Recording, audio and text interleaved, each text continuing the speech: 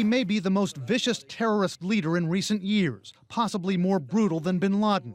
Tonight, a former inmate at a U.S.-run prison camp in Iraq says ISIS leader Abu Bakr al-Baghdadi, the man behind scores of ISIS beheadings, was once a trusted inmate by his American captors, allowed to roam freely around the camp.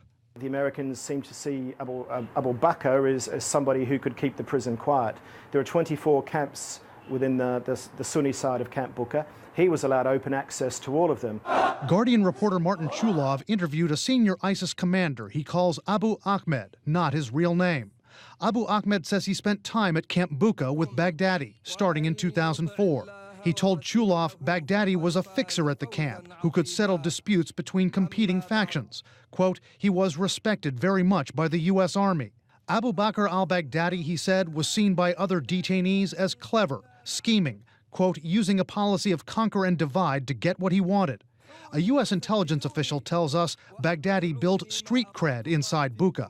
Abu Ahmed said Baghdadi and other jihadists at this American prison were not always segregated, essentially allowed to meet freely, to plot, and they had an ingenious way of communicating. Him and others were able to write their contact details on the white elastic of their boxer shorts, their prison-issued boxer shorts, and that was a way that they networked. And when they got out of prison, they had phone numbers, they had details of fathers, villagers, uncles, whatever. Abu Ahmed depicted Camp Bucca as the incubator of ISIS, saying it was a management school for ISIS leaders. Quote, if there was no American prison in Iraq, there would be no Islamic State now. Most of the senior leadership and probably a good portion of the mid-level management and foot soldiers came from Bucca because, you know, tens of thousands of people were held in Bucca over the years, and so just when they got out, they had little to do, and they had these established networks, and it's clear that they had done their homework in the prison.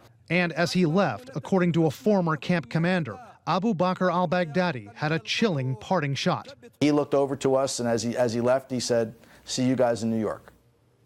Responding to the accounts that Camp Bucca was a breeding ground for ISIS, where jihadists could strategize, a Pentagon official told CNN, quote, these type of detentions are common practice during armed conflict. Analyst Patrick Skinner said at Camp Bucca, U.S. commanders tried to separate the most violent and hardcore inmates, but he said Bucca was packed with detainees. The army was short-staffed, and no one at the time thought Abu Bakr al-Baghdadi would go on to do what he's doing now. A U.S. intelligence official tells us Camp Bucca was not a turning point for Baghdadi.